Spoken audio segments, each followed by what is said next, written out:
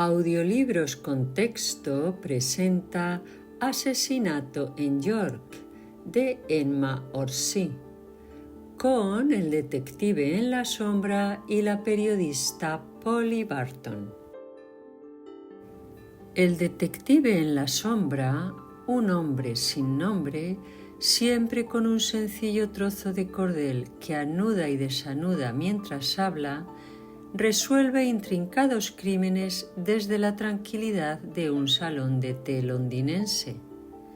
Sentado en un lugar discreto, comparte sus deducciones con la periodista Polly Barton, quien lo escucha con atención y creciente asombro.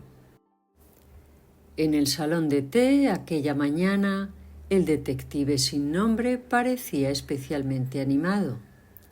Había tomado 2 vasos de leche y hasta se había dado el lujo de un pastel de queso extra. Polly Barton sabía que estaba deseando hablar de crímenes y policías.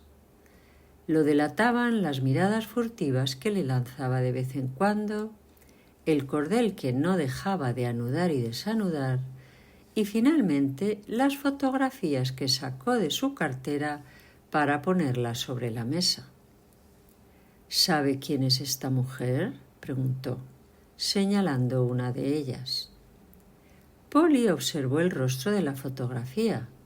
Era una mujer de apariencia dulce y un tanto infantil, con una expresión patética en sus grandes ojos, profundamente conmovedora. «Es Lady Arthur Skelmerton», dijo él. El nombre bastó para que en la mente de Polly surgiera una historia extraña y trágica, una de las más desconcertantes y misteriosas de entre los crímenes sin resolver. «Sí, fue triste, ¿verdad?», comentó el hombre, como respondiendo a sus pensamientos. Otro caso que, de no ser por los errores absurdos de la policía, habría estado claro como el día. ¿Le molestaría que le recordara los detalles iniciales? Ella no respondió y él continuó sin esperar. Todo ocurrió durante la semana de carreras en York, ese evento que trae consigo a todo tipo de personajes turbios, atraídos por el dinero fácil y la pérdida de juicio y sentido común. Lord Arthur Skelmerton, figura conocida tanto en la alta sociedad londinense como en los círculos de apuestas, había alquilado una de las elegantes casas que dan al hipódromo. Había inscrito a su caballo, Peppercorn, para la Gran Copa Ebor. Peppercorn ya había ganado en Newmarket y era el favorito indiscutible para esta carrera. Si alguna vez ha estado en York, conocerá las casas de The Mount, con entradas al frente y jardines que se extienden hasta el hipódromo. Lord Arthur había alquilado una de esas casas, llamada The Elms, para el verano. Lady Arthur había llegado un poco antes con sus sirvientes.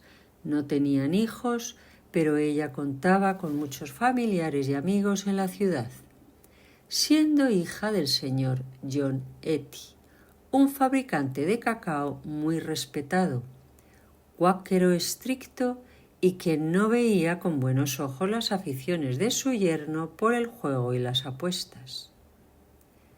En realidad, Maud Etty se había casado con el apuesto teniente de húsares en contra de la voluntad de su padre, pero como era hija única, Sir John terminó por ceder, aunque con muchas reservas.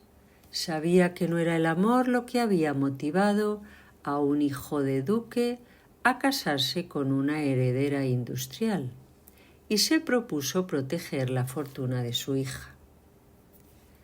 No le entregó capital alguno que pudiera acabar en manos de los compañeros de apuestas de Lord Arthur, pero le garantizó a su hija una generosa asignación anual de más de 3.000 libras, suficiente para mantener un estilo de vida acorde a su nuevo título. Muchos de estos detalles, por íntimos que parezcan, salieron a la luz durante la agitación pública que siguió al asesinato de Charles Lavender, cuando todas las miradas se volvieron hacia Lord Arthur Skelmerton y su vida ociosa fue examinada sin piedad. Era un secreto a voces que Lady Arthur seguía adorando a su apuesto esposo a pesar de su frialdad, y que intentaba justificar su origen plebeyo siendo una esposa devota y perdonando todos los defectos de él. Incluso llegó a engañar a su padre, quien acabó creyendo que su yerno era el modelo perfecto de esposo. Entre los muchos vicios costosos de Lord Arthur estaban los caballos y las cartas. Al principio tuvo suerte, y eso le permitió abrir su propio establo, el cual se consideraba una fuente estable de ingresos. Peppercorn, sin embargo, tras sus brillantes actuaciones en Newmarket, no volvió a cumplir con las expectativas de su dueño. Su estrepitoso fracaso en York se atribuyó a la dureza del terreno y a otras causas diversas, pero la consecuencia inmediata fue que Lord Arthur Skelmerton se vio, como suele decirse, entre la espada y la pared. Había apostado todo su dinero por su caballo, y aquel descalabro le suponía una pérdida de más de 5.000 libras en un solo día. El fracaso del favorito y la inesperada victoria de King Cole, un completo desconocido, supusieron en cambio una auténtica mina de oro para los corredores de apuestas. Los hoteles de York se llenaron de cenas y celebraciones organizadas por los miembros del mundo de las carreras para festejar el inesperado resultado. Al día siguiente, viernes, apenas quedaban carreras importantes, y la bulliciosa multitud, mezcla de personajes brillantes y turbios, que había invadido la antigua ciudad durante la semana, se dispersaría pronto hacia esos destinos más afines, dejando a York con su imponente catedral y sus murallas ancestrales tan tranquila y somnolienta como antes. Lord Arthur Skelmerton también planeaba marcharse de York el sábado. La noche del viernes ofreció una cena de despedida en su residencia de Elms, a la que no asistió Lady Arthur. Tras la cena, los caballeros se entregaron a una intensa partida de bridge, con apuestas bastante elevadas, como puede imaginar. Eran las 11 en punto, según el reloj de la torre de la catedral, cuando los agentes McNaught y Murphy, que patrullaban el hipódromo, se vieron sobresaltados por unos gritos desgarradores: asesinato y policía. Localizando rápidamente de dónde procedían los alaridos, echaron a correr y llegaron muy cerca del límite de la propiedad de Lord Skelmerton hasta un grupo de 3 hombres. 2 de ellos forcejeaban con intensidad, mientras el tercero yacía boca abajo en el suelo. Cuando los agentes se acercaron, uno de los que peleaban gritó con más fuerza y con cierta autoridad: «Aquí, rápido, el desgraciado está intentando escaparse». Pero el desgraciado no parecía tener intención de huir. Se zafó de un violento tirón del agarre de su adversario, pero no trató de correr. Los agentes actuaron con rapidez, mientras el hombre que había pedido ayuda explicaba más calmadamente: «Me llamo Skelmerton. Esto es parte de mi propiedad. Estaba fumando un cigarro con un amigo en el pabellón, allí, cuando escuché voces muy fuertes, luego un grito y un quejido. Bajé corriendo las escaleras y vi a este pobre hombre tendido en el suelo, con un cuchillo clavado entre los omóplatos. Y su asesino, añadió, señalando al individuo que permanecía en silencio bajo el firme control del agente McNaught, aún inclinado sobre el cuerpo de su víctima. Llegué demasiado tarde para salvarlo, me temo, pero justo a tiempo para atrapar al asesino. Mentira, interrumpió el hombre con voz ronca. Yo no lo he hecho, agente, lo juro. Lo vi caer, venía caminando desde unos 200 metros y me acerqué para ver si el pobre hombre aún vivía. Lo juro que no he sido yo. Eso tendrá que explicárselo al inspector, respondió con calma el agente McNaught. El presunto asesino, insistiendo con vehemencia en su inocencia, se dejó llevar sin oponer resistencia, y el cuerpo fue trasladado a la comisaría en espera de su identificación. A la mañana siguiente, los periódicos se hacían eco del suceso. El York Herald dedicó columna y media a alabar el valor de Lord Skelmerton al capturar al presunto criminal. Este último seguía proclamando su inocencia, aunque comentó con tono irónico que reconocía estar en una situación difícil, pero que no le costaría demasiado salir de ella. Informó a la policía que el fallecido se llamaba Charles Lavender, un conocido corredor de apuestas, dato que se confirmó enseguida, ya que muchos de sus compañeros aún se encontraban en la ciudad. Hasta ese momento, ni el periodista más perspicaz había logrado obtener más información de la policía. Nadie dudaba, sin embargo, que el detenido, que dijo llamarse George Higgins, había asesinado al corredor de apuestas con fines de robo. La vista preliminar fue fijada para el martes siguiente al crimen. Lord Arthur tuvo que quedarse unos días más en York, ya que su testimonio sería imprescindible. Ese detalle dio al caso cierto atractivo para la sociedad de York y Londres. Charles Lavender, además, era muy conocido en el mundo de las carreras, pero ni una explosión en las mismas puertas de la antigua catedral habría causado mayor conmoción que la noticia que se difundió como pólvora por toda la ciudad a eso de las 5 de la tarde del día del juicio. El jurado había emitido un veredicto de asesinato premeditado cometido por persona o personas desconocidas, y 2 horas más tarde la policía había arrestado en su residencia privada de Elms nada menos que a Lord Arthur Skelmerton, acusándolo formalmente del asesinato de Charles Lavender, el corredor de apuestas.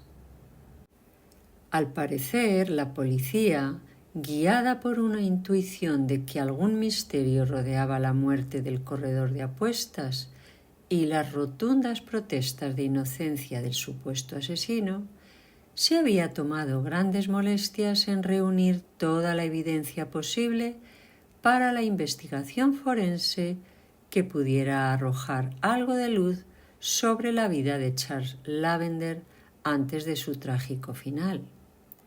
Por eso se presentó ante el forense un nutrido grupo de testigos, entre los cuales destacaba, por supuesto, Lord Arthur Skelmerton. Los primeros en ser llamados fueron los 2 agentes de policía, quienes declararon que, justo cuando los relojes de la iglesia del vecindario daban las 11, oyeron gritos de auxilio. Acudieron al lugar de donde provenían los sonidos y hallaron al acusado sujeto con fuerza por Lord Arthur Skelmerton, quien lo señaló inmediatamente como asesino y lo entregó a la autoridad. Ambos agentes coincidieron plenamente en su versión de los hechos y aseguraron con firmeza la hora del incidente. El testimonio médico confirmó que la víctima había sido apuñalada por la espalda, entre los omóplatos, mientras caminaba. La herida fue causada por un gran cuchillo de caza, el cual fue hallado aún clavado en su cuerpo. Luego fue llamado Lord Arthur Skelmerton, quien repitió sustancialmente lo que ya había dicho a la policía. Afirmó que la noche en cuestión tenía unos amigos a cenar y que luego jugaron al bridge. Él no participó mucho en la partida y unos minutos antes de las 11 salió al jardín con un cigarro hasta el pabellón del extremo.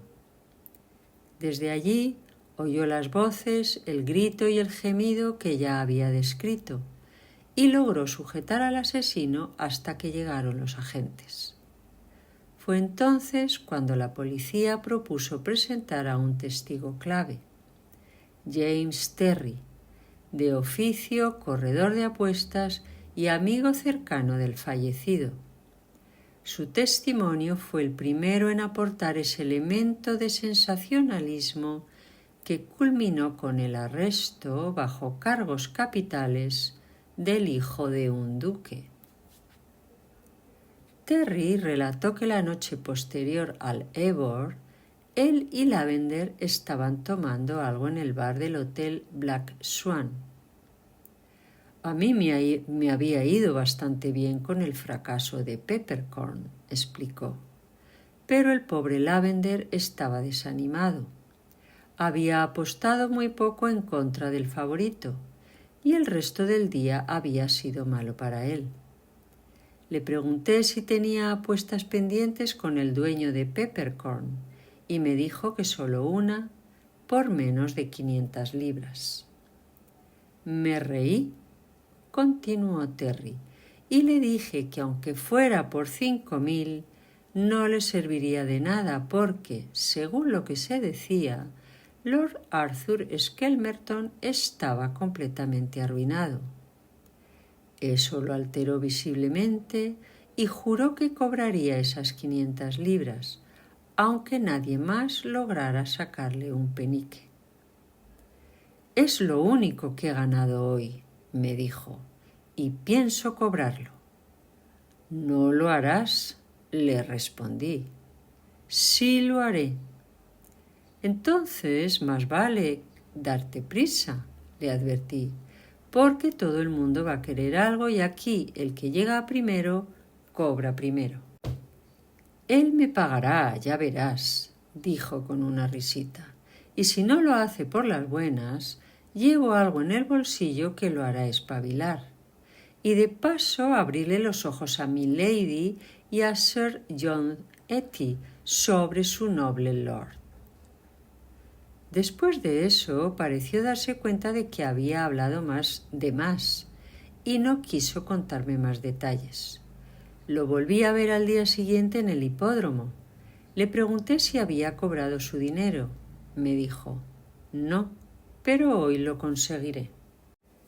Tras prestar su declaración, Lord Arthur Skelmerton se había retirado del tribunal, por lo que no fue posible saber cómo reaccionaría ante este testimonio, que arrojaba una sombra muy seria sobre su relación con el difunto, una relación que él había omitido por completo. Nada logró poner en duda la veracidad del relato de James Terry. Cuando la policía informó al forense que deseaba presentar como testigo al propio George Higgins, argumentando que su testimonio complementaría el de Terry, el jurado aceptó con notable interés.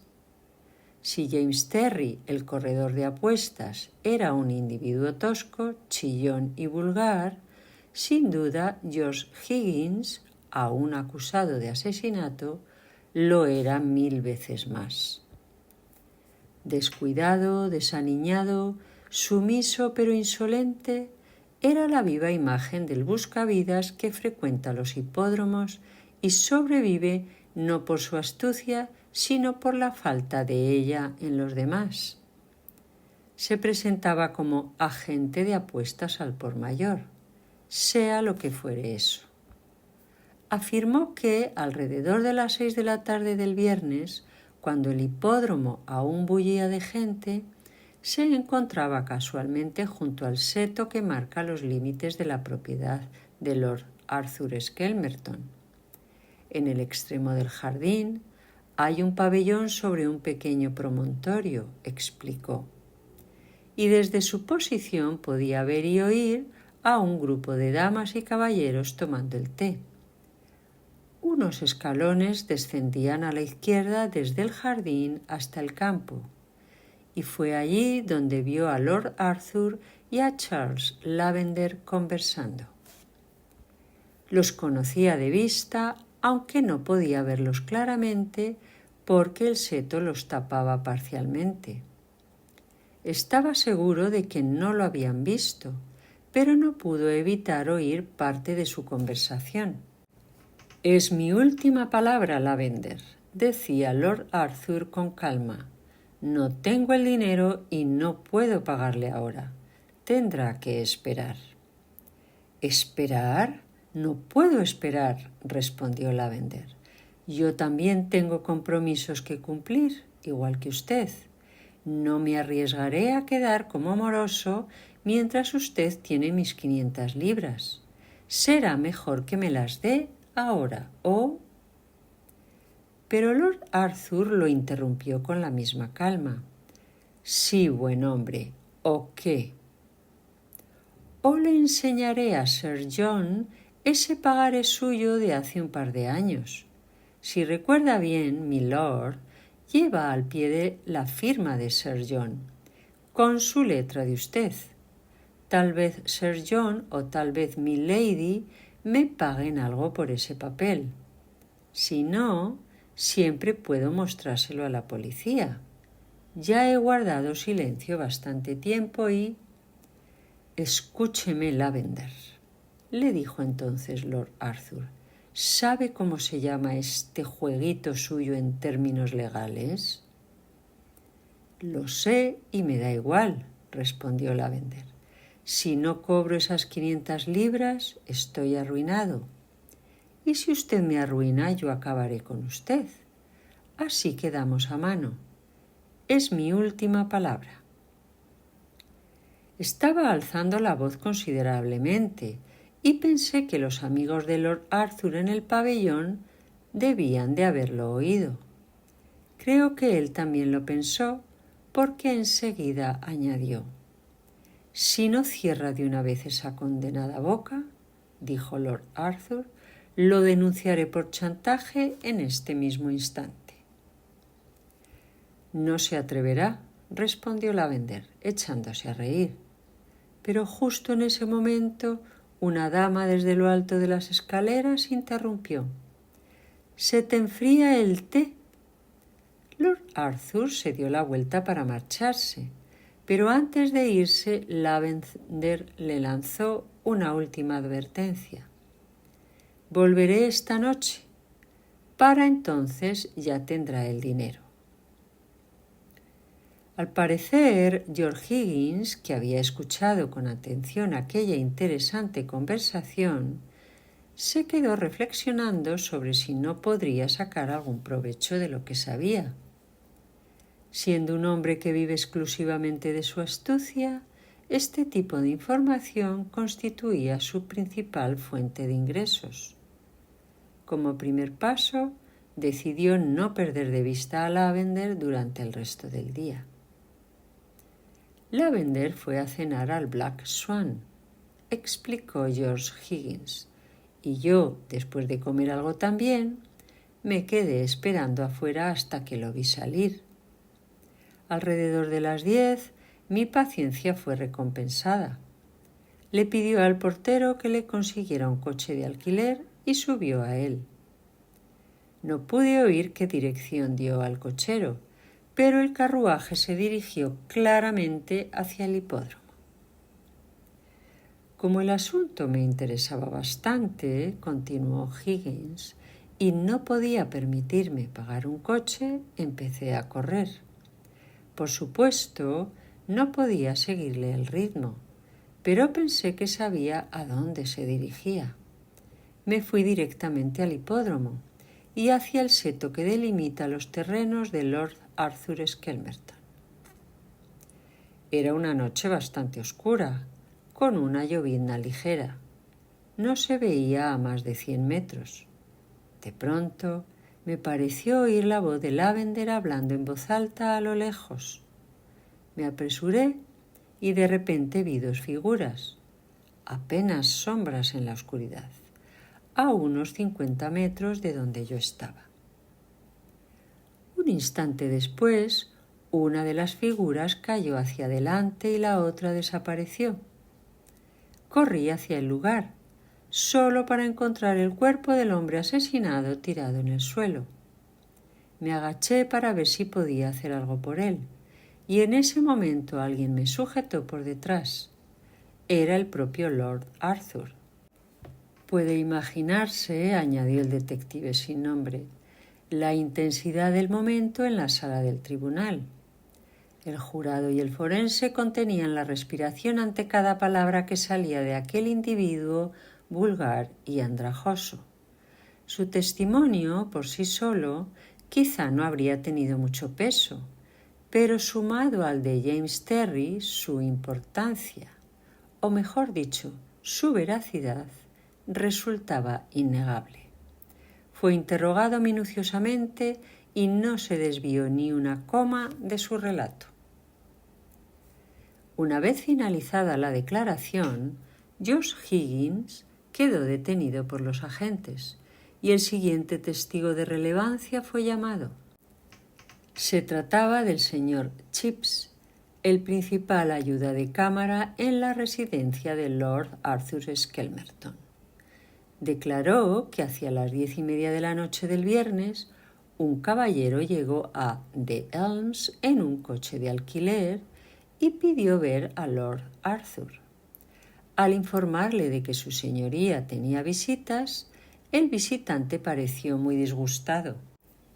Le pedí su tarjeta, continuó Chips, porque no sabía si su señoría querría recibirlo, pero lo dejé esperando en la puerta, ya que no me inspiraba mucha confianza.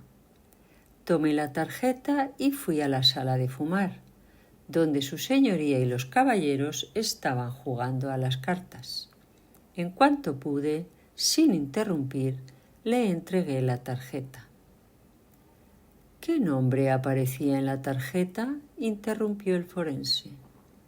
No podría decirlo ahora, señor, respondió Chips.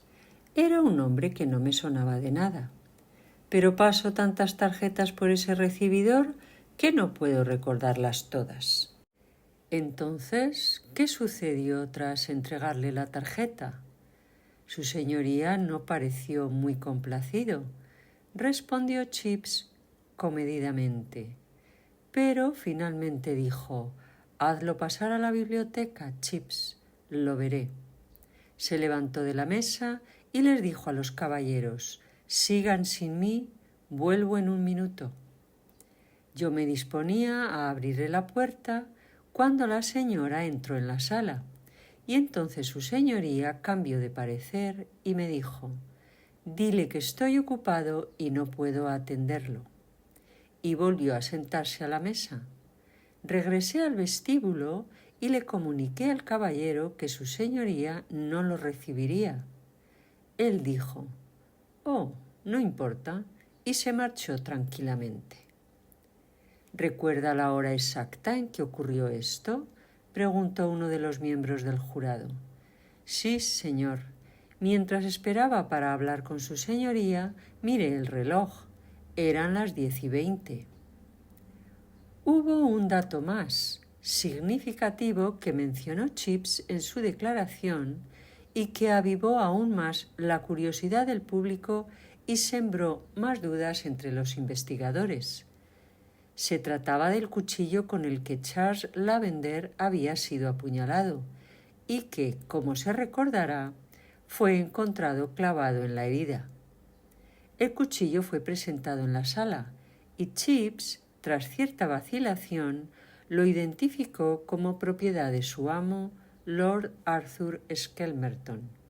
¿Se puede uno sorprender entonces de que el jurado se negara rotundamente a dictar un veredicto de culpabilidad contra George Higgins? Aparte del testimonio del propio Lord Arthur, no había ni una pizca de evidencia en su contra. Y, a medida que avanzaba la jornada y los testigos continuaban desfilando, en la mente de todos fue germinando la sospecha de que el verdadero culpable no podía ser otro que el propio Lord Arthur Skelmerton. El cuchillo era, por supuesto, la prueba circunstancial más sólida, y la policía, sin duda, esperaba reunir más evidencias ahora que tenían un hilo del cual tirar. Por eso, apenas emitido el veredicto, un veredicto cauteloso que apuntaba a persona desconocida, la policía consiguió una orden judicial y poco después arrestaron a Lord Arthur en su propia casa. La conmoción fue, naturalmente, enorme. Horas antes de que compareciera ante el juez, los alrededores del tribunal ya estaban abarrotados. Sus amistades, en su mayoría damas de la alta sociedad, se agolpaban para presenciar cómo caía en desgracia aquel hombre apuesto y distinguido. La compasión hacia Lady Arthur era generalizada. Su salud era muy delicada y su devoción por aquel esposo indigno era de sobra conocida. No resultaba extraño que ese acto final, terrible, hubiera terminado por destrozarle el corazón. El último parte médico, emitido poco después del arresto, decía que la señora no esperaba sobrevivir. Se hallaba en estado de coma y todas las esperanzas habían sido abandonadas. Finalmente, el acusado fue conducido a la sala. Estaba muy pálido, tal vez, pero mantenía el porte digno de un caballero de alta cuna. Lo acompañaba su abogado, Sir Marmaduke Ingersoll, quien parecía hablarle en voz baja con tono tranquilizador. El señor Buchanan, en representación de la Fiscalía, presentó la acusación. Su alegato fue demoledor. Según él, sólo cabía una conclusión. El acusado, en un momento de pasión y tal vez de temor, había matado al chantajista que lo amenazaba con revelaciones que podrían arruinarlo para siempre en la esfera social. Y tras cometer el crimen, temiendo ser descubierto, quizás sabiendo que alguna gente podría haberlo visto huir, aprovechó la presencia de George Higgins para señalarlo como el asesino. Tras concluir su elocuente alegato, el señor Buchanan llamó a sus testigos y toda la evidencia, que en esta segunda audiencia parecía aún más condenatoria que antes, fue nuevamente presentada. Sir Marmaduke no tenía preguntas para los testigos de la acusación. Los observaba con calma a través de sus gafas de montura dorada. Luego declaró estar listo para presentar a los testigos de la defensa. El primero fue el coronel McIntosh, de la Real Artillería. Había estado presente en la fiesta de solteros organizada por Lord Arthur la noche del crimen. Su testimonio, en un principio, respaldaba la versión del lacayo Chips en cuanto a las órdenes de Lord Arthur de recibir al visitante en la biblioteca y su posterior cambio de opinión tan pronto como su esposa entró en la sala. ¿No le pareció extraño, coronel?, preguntó el señor Buchanan, que Lord Arthur cambiara de opinión tan repentinamente respecto a ver a su visitante. Bueno, no exactamente extraño, respondió el coronel, una figura imponente y marcial que parecía fuera de lugar en el estrado. No creo que sea inusual que los hombres de mundo tengan ciertos conocidos de los que prefieren que sus esposas no sepan nada. Entonces, ¿no pensó usted que Lord Arthur tenía alguna razón para ocultar la presencia de ese visitante en su casa? Sinceramente, no le di la menor importancia al asunto, replicó el coronel con cautela. El señor Buchanan no insistió más y permitió que el testigo continuara con su declaración. Había terminado mi turno en la partida de bridge, dijo, y salí al jardín a fumar un cigarro. Lord Arthur se me unió unos minutos después, y estábamos sentados en el pabellón cuando escuché una voz alta y me pareció amenazante, proveniente del otro lado del seto. No entendí las palabras, pero Lord Arthur me dijo: «Parece que hay jaleo ahí abajo. Iré a ver qué pasa». Traté de disuadirlo y ciertamente no lo seguí, pero no pasaron ni 30 segundos cuando oí un grito y un gemido, y luego los pasos de Lord Arthur bajando rápidamente las escaleras de madera que dan al hipódromo. Imagine el severo contrainterrogatorio al que fue sometido el valiente coronel con el fin de desmontar sus afirmaciones. Pero él, con precisión militar y una calma glacial, repitió sus declaraciones claves entre un silencio general, tan profundo que se habría oído caer el proverbial alfiler. Había oído la voz amenazante mientras estaba sentado con Lord Arthur, luego el grito y el gemido, y después los pasos apresurados bajando las escaleras. Pensó en seguirlo para ver qué ocurría, pero era una noche muy oscura y no conocía bien el terreno. Mientras trataba de orientarse hacia las escaleras del jardín, oyó el grito de auxilio de Lord Arthur, el trote de los caballos de los guardias y más tarde presenció toda la escena entre Lord Arthur, el hombre llamado Higgins y los agentes. Cuando por fin encontró las escaleras, Lord Arthur regresaba para enviar a un mozo a buscar ayuda policial.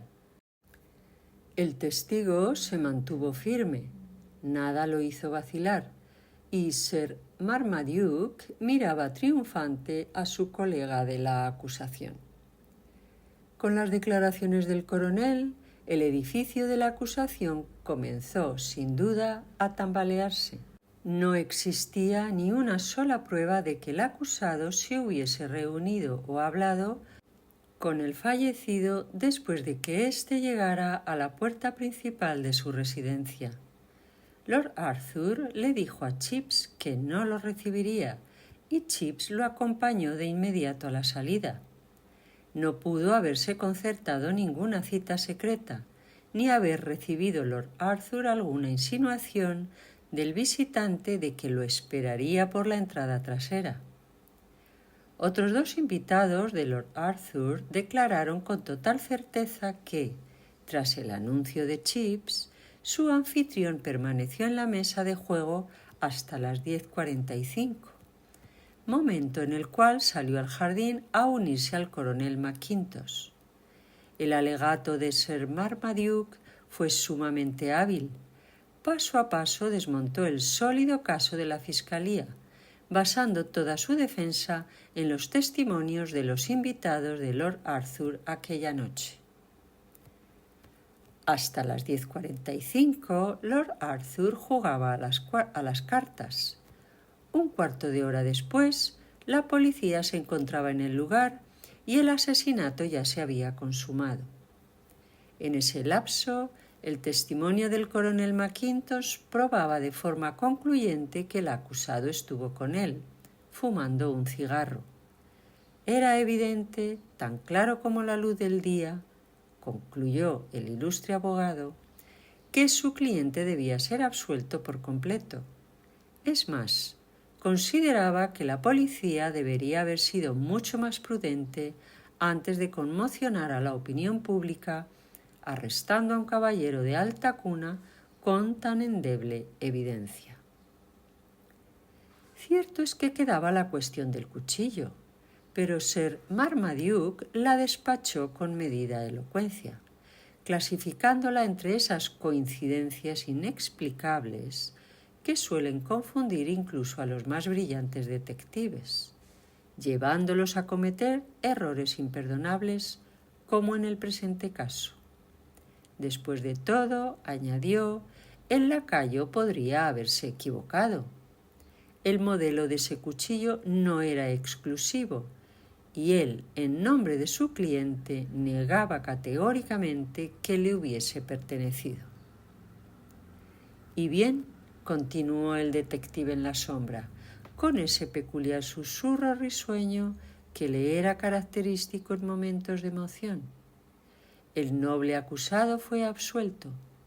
Tal vez sería imprudente afirmar que salió del tribunal sin mancha en su honor, porque, como bien sabrá, el crimen conocido como el misterio de York jamás ha sido esclarecido del todo. Muchos movían su cabeza con escepticismo al recordar que al fin y al cabo Charles Lavender fue asesinado con un cuchillo que un testigo juró pertenecía a Lord Arthur. Otros, en cambio, retomaban la teoría inicial, que el asesino fue George Higgins, que él y James Terry habían urdido la historia del chantaje contra Lord Arthur y que el crimen se cometió con el único fin de robar. Sea como fuere, la policía no ha logrado reunir pruebas suficientes contra Higgins ni contra Terry, y la prensa, así como el público, han clasificado el caso entre esos llamados misterios impenetrables. Muchas gracias por escuchar Audiolibros con Texto. Si han disfrutado de esta historia, los invito a suscribirse al canal y dejar un comentario. Hasta la próxima.